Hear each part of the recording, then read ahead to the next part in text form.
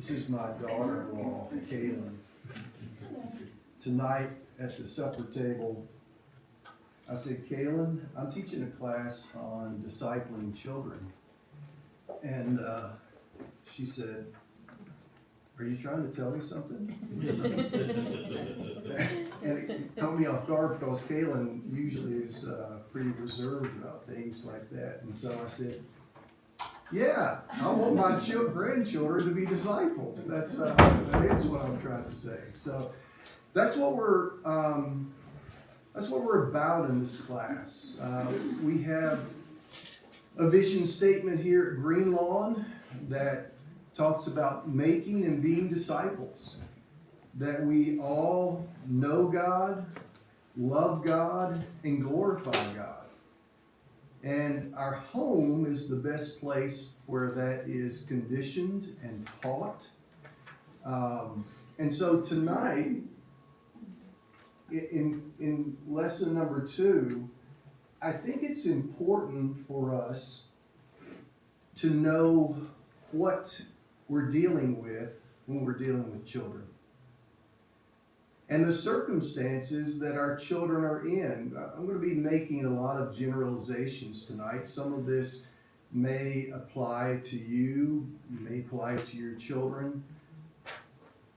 But understand that our children today are growing up in a very different world than even if you were in your 20s and you were raising small children like Kaylin is. It's a different world than she grew up in.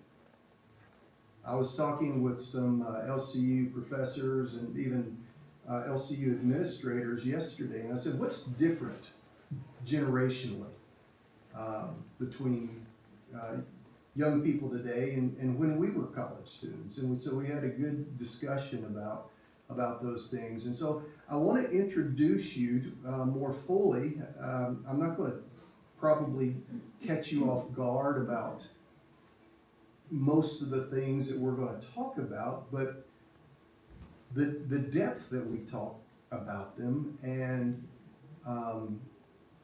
the need for awareness and how to address them may be more new to you. So I hope it will be a blessing to you tonight. We're going to start. I don't know any better place to start than with Scripture. So I want us to turn to 1 Chronicles chapter 12. And I've got it on the screen just in case you just want to read from the screen. But if somebody would read 1 Chronicles 12, 23 and 32 for us tonight. These are the numbers of the men armed for battle who came to David at Hebron to turn Saul's kingdom over to him, as the Lord had said. From Issachar, men who understood the times and knew what Israel should do, 200 chiefs, with all their relatives under their command. Okay, that may seem like a strange way to start a class on Generation Z, but I think you'll understand. While David was at Hebron, many warriors joined him. This passage provides account of those men. What does it mean that the men of Issachar knew the times and knew what Israel should do, and why is that significant? What does it mean, first of all, that they knew the times?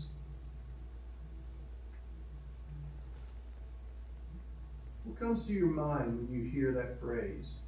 They knew the times.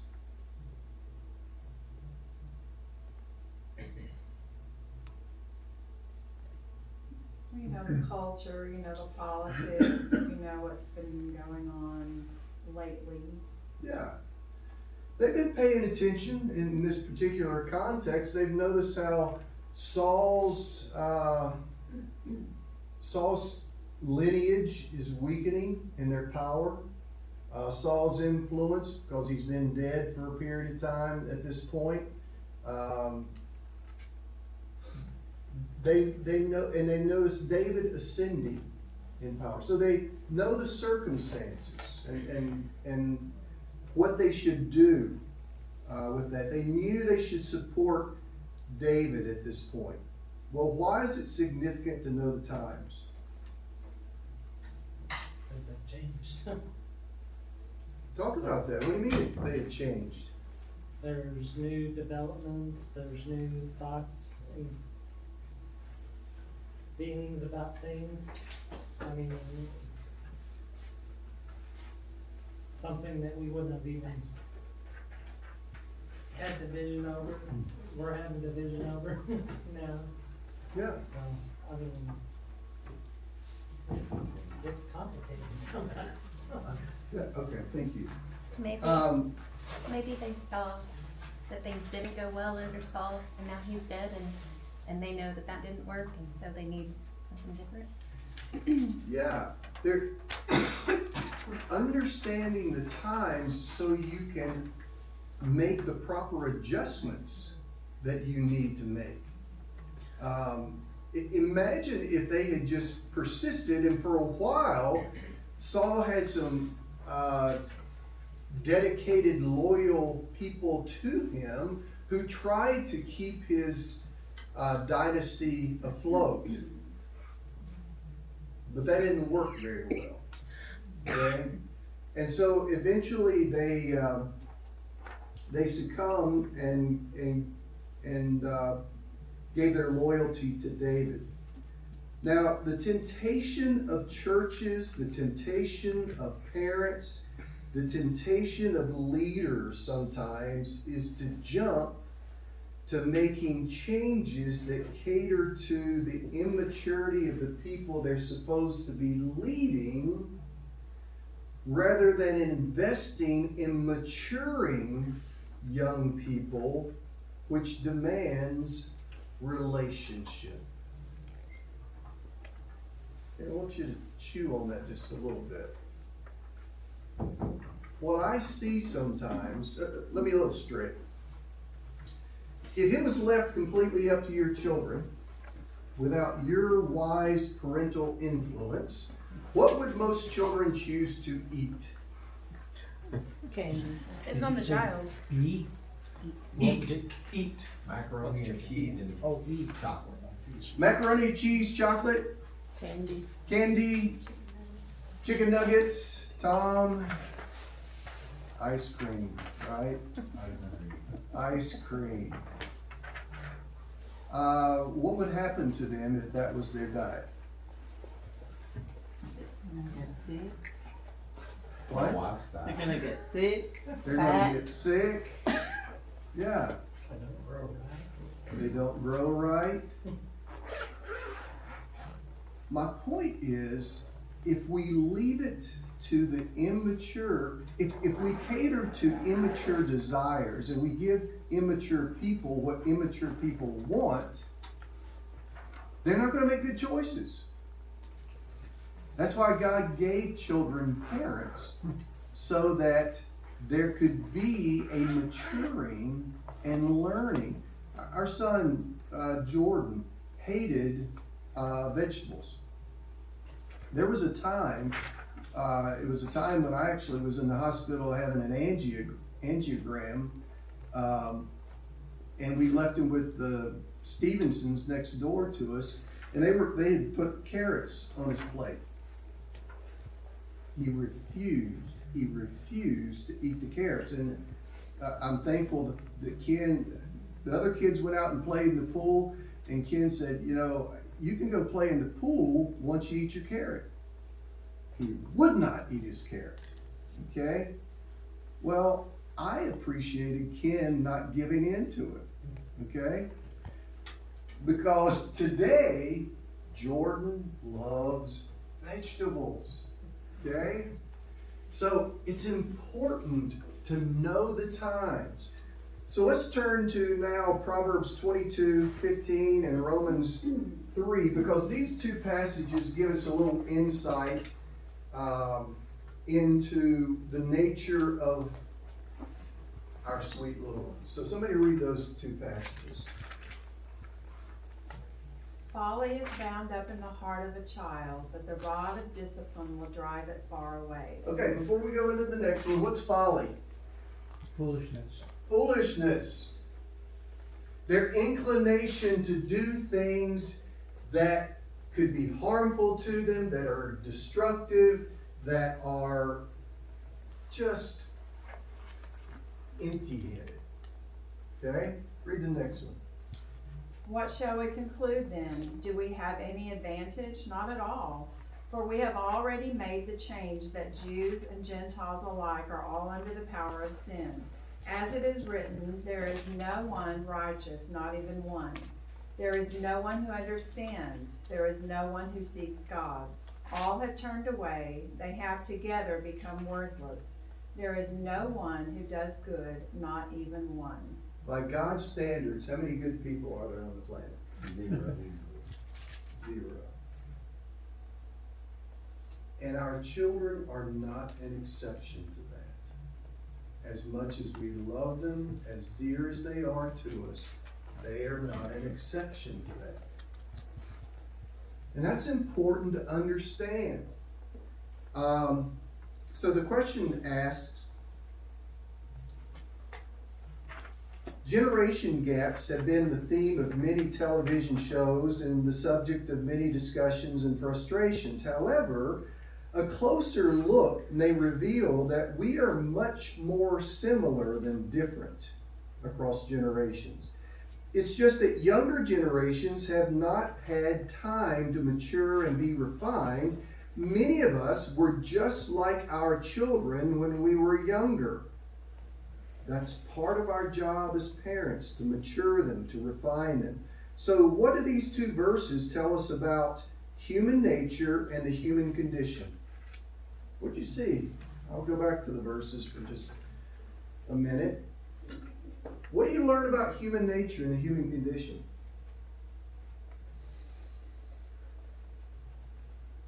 We're born sinful. All right, we're not sinners when we're born, because we become sinners when we ourselves sin. Okay?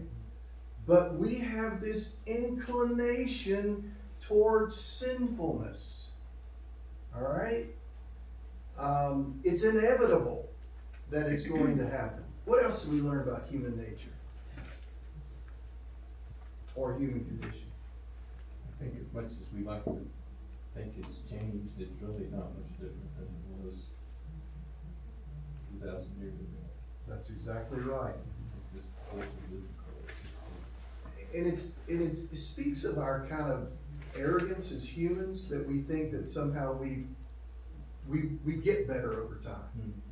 We don't get better over time. Okay? We have the same problems. In fact, we go back to the very beginning with Adam and Eve. We have the same problems Adam and Eve had. If I do something wrong, I'm looking around for someone to blame. Okay? Nothing's changed. What else do we learn about the human condition or the nature of humans? Well, it says, there is no one who understands, there is no one who seeks God. So in other words, if we want to understand, we gotta seek God. Okay. It doesn't, this maturity, this understanding of life does not come naturally. Hey, I'm a year older than I was a year ago. Won't I automatically become smarter and more mature and wiser? Not necessarily. Not necessarily. Okay? In order for that to happen, I have to seek God, and what Paul points out as he quotes from the Old Testament is people don't generally seek God. And so, let me summarize this way.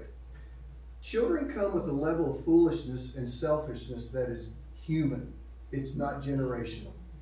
Okay? If we had our own parents, one of us do have our own. But I won't put Heather on the spot, nor Janelle. about what Heather might have been like. But we're gonna find that same kind of stuff that we see in our children shows up. Solomon wrote about the importance of discipline, but many don't have the stomach for discipline. And that's unfortunate. And as Kaylin pointed out, unfortunately, we're all infected by this disease that we call sin. And I use disease not in the sense of a medical excuse, but in the sense of it truly is dis-ease to live in sin. And so to properly treat the problem, you must properly diagnose the problem. And I think many people try to appease children in their foolishness rather than do the hard work of maturing, refining, and disciplining them. Like Superman. Like Superman. So let me give you again an illustration of this. And I know you've all seen it if you've gone to the grocery store. Mom or dad have loaded up the groceries. They're in the checkout line. You know what's at the checkout line, okay? The mean grocery people put all these little treats at the checkout line, and the little child screams, or usually if your little child reaches out and grabs something, mom and dad try to get it out and put it back, and the child screams, "But I want it!" And if they don't get it immediately, they begin to scream some more. Now, what should a parent do in that situation? If you understand the passages we just read, what do you have to do? You gotta say no, periodically. You gotta say no. You gotta be consistent. You have to be consistent. And this is a teaching moment of discipline. Because what happens if you placate them and say, okay, keep it there? You've taught them something. What have you taught them? They learn that whining will get them their way. Whining will get me my way. So guess what's going to happen next time they go to the grocery store? Same thing. Yeah. Same thing. I've learned, I have been conditioned by my parents that if I want something, what I have to do is whine about it. Okay? Again, it's not always a pretty picture when we look at ourselves as humans, but if we're going to be good parents and good grandparents and people who care about kids, we have to know what we're working with. That teachers, blessed teachers, who don't have the backing they used to have and still endure. And bus drivers. And bus drivers, Craig. That's absolutely right. That's absolutely right. So we're getting a picture now of what we're dealing with in the children that we're trying to raise in the nurture and admonition of the Lord. Let's read a couple more passages in question 3 here. Somebody read these 2 passages from Deuteronomy. Remember how the Lord your God led you all the way in the wilderness these 40 years, to humble and test you in order to know what was in your heart, whether or not you would keep his commands. You must not listen to the words of that prophet or dreamer. The Lord your God is testing you to find out whether you love him with all your heart and with all your soul. What kind of father would you say God is? Consistent. Good. Consistent. You always know what you're going to get. Yeah, fair. What else would you say? Fair, Fair. What else? just. Long suffering. Long suffering. Would you say God is a good father? Would you say God is the best father? Well, we know that there's none good of us humans, so, and God is good, so that's kind of covers it right there. So here's my point. What God does as a Heavenly Father is very teachable for us as earthly fathers and mothers and grandfathers and grandmothers and people who care about children. So whatever God does is probably a pretty good approach. Agreed? So, the question is, here's what question 3 is. God tests people. That shouldn't be a new revelation to us. He took an entire nation through the wilderness to test them. What is revealed through God's testings? What does it say that these testings were about? What is it supposed to reveal?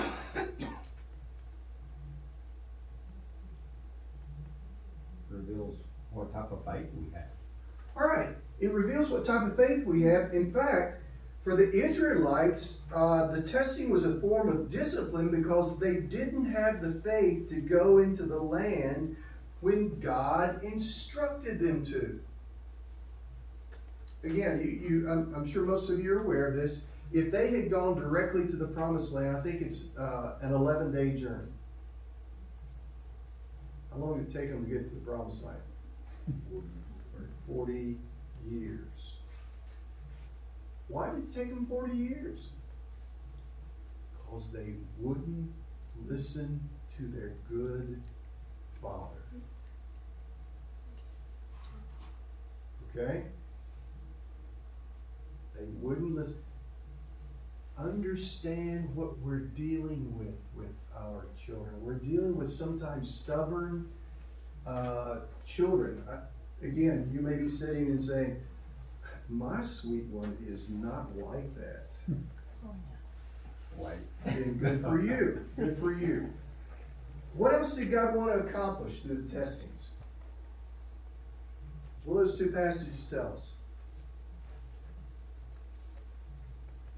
It's a learning process. What do you mean? Learning what? What are they supposed to learn? Teaching them how to survive and rely on Him. All right, teaching them how to survive and rely on Him. He wanted to humble them to reveal what was in their hearts, whether they would be obedient to Him, whether they would love Him. In fact, tests are more a revelation to the people than about who they truly are than it is a revelation of God. when it says you must not listen to the words of the prophet or dreamer. So that, in other words, we got to understand what God's priorities are, or what He wants us to do versus other people. Exactly right. In our today, we're seeing a lot of stuff that supposedly is good, and it's actually just separating people further from God and going through Satan, basically. And that's what He's warning about here. There are going to be other voices. There are going to be other people trying to grab your attention. There are going to be other people who are trying to lead you in a certain direction. Don't allow yourselves to be misguided. That's what He's trying to tell them here. Okay? Our kids deal with the same stuff. And we'll talk about what form that takes in just a minute. But here's an interesting thing. We can think we know ourselves until we're tested. And then we find out. You know, that's the interesting thing about Bible class discussions. We all can be strong in Bible class. Okay? It's when we actually get out there in the midst of the moment, in the emotion of the moment, in the stress of the moment, that we learn some things about ourselves. And I'm thankful that God, like He was with the Israelites, is faithful to us too. Because we need that, because oftentimes we fail the test, right?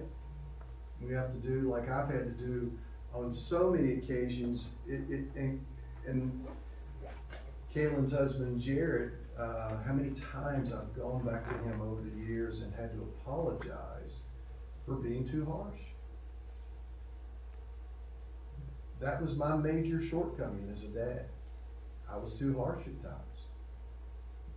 You know, the stresses of life, being tired, it came out in being harsh at times. So I had to apologize to my kids. And see, our flawed kids have flawed parents, and so it makes a good couple that way. Well, the challenges for all of us is what's going on in other people's heads and what are they going through. Yeah. I was even thinking the other day, being in the position of the President Zelensky, you know, and what he's seeing. Whether it's corruption, whether it's his wants, whether it, you know, having to deal with military people that are dying, and I'm just talking about everything, even in President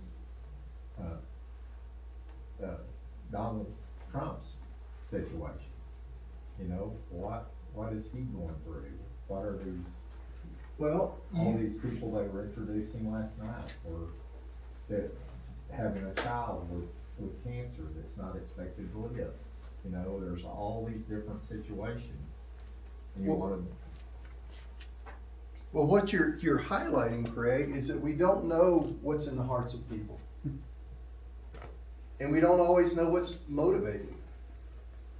And so if we really want to be of influence, we need to find those things out. We need to care enough to actually, and this is a kind of a lead into later in the class, we actually need to build relationship. Okay? So I want you to watch this video about Generation Z, and the question we're going to ask coming out of it is, what stands out to you from the presentation? You are in a very difficult and uncomfortable position, because I think leadership is more difficult now than it has ever been, because you're dealing with human anxiety, you're dealing with human uncertainty, you're dealing with human ambition and human egos, and again, especially young people who think they know what they want and don't, who have certainty and are very outspoken and do not mind going around their boss's boss to come to you. You know, so you're going to be dealing with a 19-year-old saying, why am I not given this? And you're like, well, I don't need, where do you work? You know? They have no fear of doing that. They also have no fear of quitting. And so we've seen this pattern where, remember, as a young generation, they're actually less equipped to deal with stress than previous generations. And so anxiety is high, and they're very confrontation avoidant. So, for example, we've seen this, where they feel like they deserve a raise, and they don't know how to ask for a raise, and so instead of asking for a raise, they'll just quit. And then sometimes with an email that says, you don't value me, you don't pay me enough, we just have to ask because we love you, you know? So they're not afraid of quitting, but they are afraid of asking for things. Or if they do ask for things, it sometimes comes across very aggressive, or accidentally black and white. Like, I've been here 8 months, and I would like 50% raise. And I'm not exaggerating. I mean, and the problem is that they're ill-equipped. What they're doing is they're putting you in a yes or no position. So even if you say, here's the plan to get you that over the course of the next 8 months, they take it as a no, because I asked for something in black and white. And so one of the things I think there's a huge opportunity for a company is to help people to build in training that helps them with their human skills. I hate the term soft skills. Please, let's never use that term again. You know, we're talking about hard skills and soft skills. Those things are opposite. Hard and soft are opposites. They're hard skills, the skills you need to do your job, and human skills, the skills you need to be a better human being. And we want you to excel at both. And we're going to train you to do both. And some of the human skills that are underappreciated and under-trained in this day and age are how to have difficult conversations, how to have an effective confrontation, how to give and receive feedback. And I think we have to train those things so that if we equip them with the skills, and instead of saying, I've been here for 8 months, I want a raise, to say, I've been here for 8 months, I really love it here, my goal is to stay here, I have financial ambitions, can you help me get on a path to get to this number? Now we can have a conversation, because it's now a continuum rather than a black and white question. But the point is I don't fault them, they lack the skills. And so I think there's a huge opportunity for an organization like yours to teach these young people coping mechanisms, stress relief, the biggest one being how to ask for help. That is the single biggest thing that is lacking at every generation, which is, I am struggling, can you help me? Whether it's personal or professional, that is absolutely lacking. And so we do unhealthy things to help compensate, social media and other things. Well, I think an important part about what he's talking about there is called reading, searching. You know, you can read a lot of books, but if they're not actually building you up in any way, if they're just something for entertainment, you know, and it's not doing anything for you personally as far as enhancing your abilities. One thing I look back at, I was in probably a bunch of y'all were in Amway once upon a time. And not promoting Amway as such, but the group, and they were saying, read a book a month. It's a self-help book. It helps teach you things. And I'm going, that's probably one of the best things that, you know, I started doing. All right, so, yes, learning by reading, becoming better informed. What other things did you see that stood out to you from the presentation? Well, the kids were clearly not prepared for the workforce, so there needs to be a mandatory high school class to prepare them at least for the language, you know, what to ask for and how to assert yourself, and at least that. Yeah, and, you know, think about it in terms of a child that comes from an environment where mom and dad do most of that for them. You know. Yeah, but just life, to not be able to have uncomfortable conversations or not have confrontations, that's setting yourself up for a lot of difficulty just in life in general, so that's very bad. What was the deal that used to be called Toastmasters, where you actually It's still learn to active. speak? Mm-hmm. Things like that are good. How do you present yourself? Well, and again, think in terms of where many parents, and this is where my generation is been guilty of, is we thought we were doing our children a grand favor by doing everything for them. We were not, as it turns out. Them learning a little difficulty in life, them learning those skills that were talked about are very important. What else stood out to you from the presentation? The one thing that really stuck out to me was kind of at the end, where he says, like, we don't know how to ask for help, and that speaks for every generation. Yeah. And so, because we don't know how to ask for help, our kids don't know how to ask for help because we did it for them, because we didn't know how to ask for help. Yeah. So that kind of resonates with me. It's hard to do. It's humbling. It's a humbling act to do, to ask for help, and that makes you feel uncomfortable. Yeah, absolutely. So, And so again, teaching these life skills becomes very important. So despite all the platforms that there are on the internet, there's difficulty in communication. Human to human interaction is often lacking. It appears that everyone sort of feels like they're on a stage performing instead of actually living. No wonder people feel lonely and anxious. So it's genuine human contact that's often missing for people in Generation Z in particular. And again, we're going to talk about some of the reasons for that. So the guy makes some very important, or shares some very important information if we're going to be able to disciple our children well. So the next question asks then, what is different in the world of Gen Zers from past generations? Some of you are in Gen Z.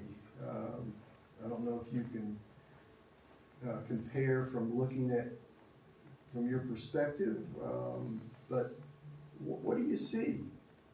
Bill, can I ask, how do you define Gen Z? I mean, I'm not up on the terminology enough to know who we're talking about. Age range or what, something. Yeah, the age range of Gen Zers goes from about those who were born in 1996 to about those who were born in 2016. That's a rough. 30-year-olds and down. Right. Just from my experience we're in the process right now of hiring a bunch of brand new right out of school nurses that are kind of in that range. And I'm amazed. I mean, I don't want to use the word arrogance, but there is an expectation of, I have finished my education, I have a certificate, and there seems to be an expectation that they should be on the same level of some of our 30-year experienced folks in terms of, even compensation and when, the hurt and disappointment when they find out that, there's some expectation of performance before you get to that level is amazing to me. And so about that presentation he just made that, I want to raise to this amount and I want it now, and then when you try to have the discussion, well, we're going to try to get there, but that's not where we start, and, we'll try to lead the way, and that's not an acceptable answer. And I've heard that more than a few times just in the last few months, and so that's kind of amazing to me. And I don't know if arrogance is the right word, or entitlement maybe. I don't know if that's accurate or not, but somewhere along the line, an unrealistic expectation has been created. And he alluded to some of that. And I don't want to turn this into Gen Z bashing, Well, I or don't Gen know. bashing, and I'm not saying that you were. Right, that's not my intent either. You were sharing a real life example of what we're talking about. But there's a reason for that. I mean, can again you imagine that same person who's saying, I know this is my first job, but I deserve to get the same thing the woman or the nurse who's who's been here for 30 years makes. Sounds a whole lot like that child at the checkout stand. Right? Well, So their what I'm saying argument is is that I'm they've doing been the same conditioned. job. I'm sorry? Their argument is I'm doing the same job. Right. Right. And there is in that language a sense of entitlement. And I think, Go ahead. I think it's also, that situation is also part of the life experience that kids are of it. Because if kids, like I know kids that 30, 35, I'm not a Gen Z, but that come from parents that a lot of time paid for the whole school and said, okay, now you go and you get a lot of money because I didn't pay you to just go and do anything. So he never had the experience to really, okay, I need to step, it's one step at a time. Mm-hmm. I need to just jump up to the top because this is what my parents show me what to do. And you have the other side that it's kids that was raised by parents that show them to get at the top, you need to work hard. And it's one step at a time. So you can get on that top. Yeah, and that again gets back to parental training. Who was it, who else was, okay, yes. This is not a generation that I necessarily want to be lumped into, so I got exact with it. It's people born between 1997 and 2012, to be exact. Like, Okay. that's Gen Z officially. But I think the biggest difference is that those kids and adults now were born in a generation that was not without technology. They've had the world at their fingertips their entire life. So my word for that would be instant gratification. Yeah. I mean, instant gratification, whether it's I can talk to somebody immediately, I can see something immediately, I can have something immediately, that is a completely different experience starting at that time. Exactly, so let me highlight some I of the don't have to differences. see face Past to face. generations may have had world wars, or a trip to the moon, or 9/11, or race riots that are almost completely unknown to Gen Z. Gen Z has had several school shootings, immediate access to news and information through social media like YouTube or TikTok, becoming an influencer, building your own brand, and COVID. They have been used to isolation, they have lost school progress, there are fears and constant reminders about dying or death of someone close. A lot of anxieties. They've had to deal with cyberbullying, where there was a time if you wanted to bully somebody, you had to stand in front of them Yeah. and make fun of them. Now, if I want to bully you, I just go to my computer. I don't even ever have to see you, but I spread vicious rumors and malicious talk about you.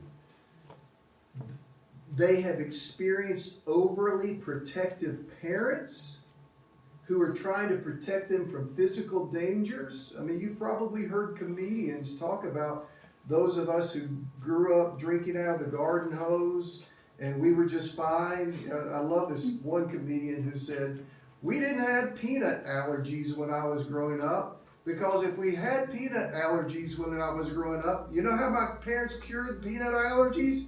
By feeding us peanuts!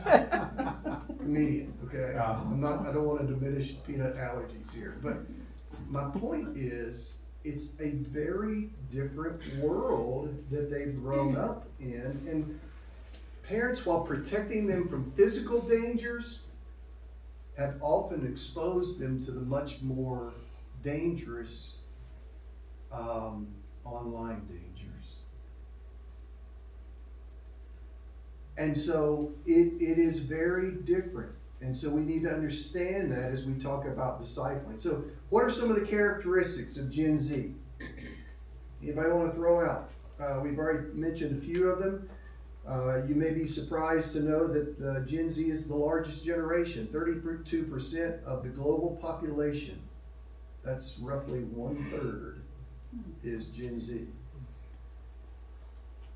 Excuse me, are you saying that they have different stresses than we, I mean, a stress to one person and a stress to another, and the stresses that I went through in my generation, I think were significant, and I think the ones they're going through, we're just labeling different, but stress is stress. Yes. It is stress. The stress reaction is the same. The triggers are different. Okay? The triggers are different. And the triggers matter. The feeling is what we're dealing with, the Mhm. feeling of stress, not the source of it. Well, Because the sources are gonna change generation to generation, what, that's ultimately what we want to deal with, is the stress reaction. Yeah. But understanding where it's coming from is important because for some of us, we don't understand. For instance, I was never bullied by a social media, through a social media platform. Yeah. They didn't exist. No, I was stressed by the bully on my street that beat me up when I came out the door. Yes. So it's this, again, same kind of stress, but understanding how theirs comes about, I think, is important. So let me run through, because we're beginning to run toward the end of class. Here's some things that are characteristic of Gen Z. They're digital natives. My grandchildren, sometimes, whose parents have iPhones, will FaceTime me by accident, because they're playing with their parents' phone. And all of a sudden, I'll get this FaceTime thing, and I'll say, oh, look who's there. Well, it was an accident. It wasn't intentional to connect with Poppy. They're researchers. Computers are at their fingertips to fact check you. I've had students when I taught, anywhere I've taught, but especially over at LCU, who were sitting and, what are you saying? Yeah, fact checking. They're impatient. Okay, we talked about that. There's an impatience, Tom. They value speed and convenience and have short attention spans, largely because of the way media is presented to them. They're accustomed to racial diversity. They're fluid in that they're comfortable with different ways of defining family and sexual identity. It's the world they grew up in. They believe in social justice and equality. They're overwhelmed often. And this gets back to what you were saying, Lee, feeling pressure and stress and anxiety. They are lonely. There is a mental health crisis among Gen Z. I read about it every professional journal or magazine I encounter. And a large part of the loneliness is because they have shallow connections with others. And they're individuals who believe in their own authority and the right to determine morality and values on their own. But that's the world that they were told, that they grew up in, where they were told, you do you. What's right for you is right for you. What's right for me is right. That's what they were told. And the single most significant instrument that has changed their lives is smartphones. The pings, the constant pings. Well, and the challenges at school now, or Hang on just a minute, Craig. The messages, the social media, anxiety and depression follow that. A book called The Anxious Generation, about much of this, suggested these radical things. You don't give phones to kids before they're in high school. You don't expose them to social media until they're 16. A lot of this has to do with physiological things, the development of their brain stems. They're not ready to deal with things that they're often exposed to.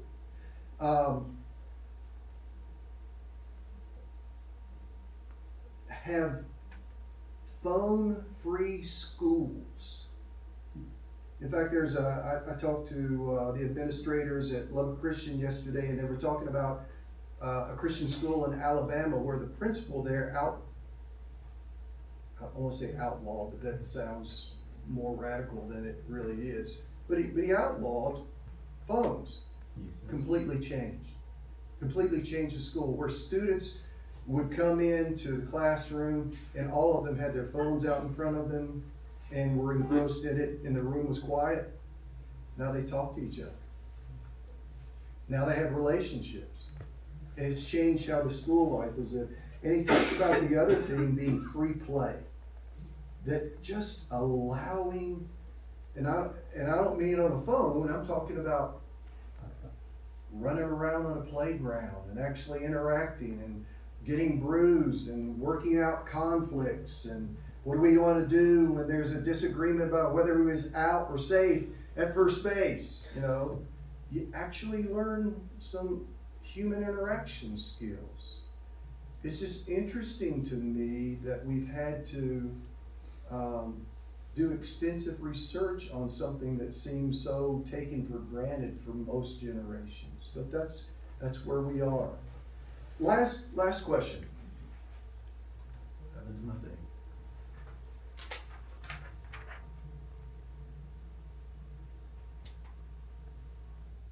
That's not what I wanted to do.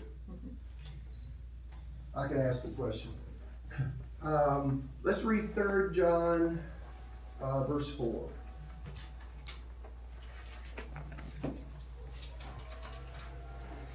And I'll try to learn how to use the projector between now and next week.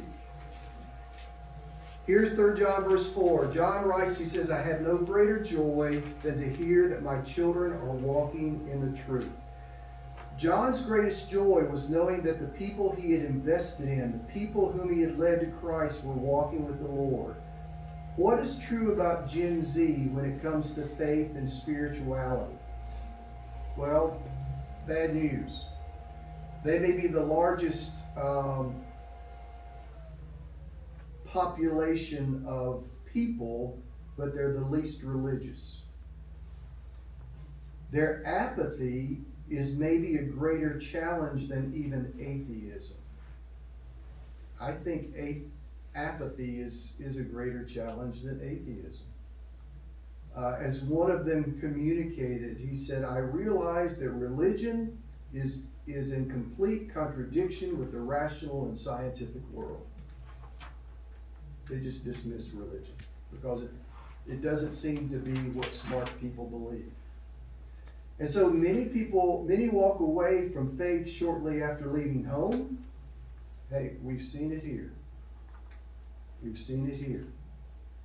There's skepticism. They are critical of what they perceive as hypocrisy. Some of them are not necessarily leaving God, but they're leaving church. Like previous generations, they leave faith to chase their passions. They long for authenticity. They want honesty, not perfection. They want honesty. Be real with me. That kind of thing. And so it was verbalized, a word of encouragement here as we, painted a pretty discouraging picture. Somebody asked my oldest son Jedediah one time, and I don't mean this to sound boastful, but it's meant to encourage. Knowing that he was a preacher's kid, knowing the reputation that preacher's kids have, they said, why have you been a faithful Christian? And he said, he thought for a minute, he said, because the guy that I saw in the pulpit was the same guy I saw at home.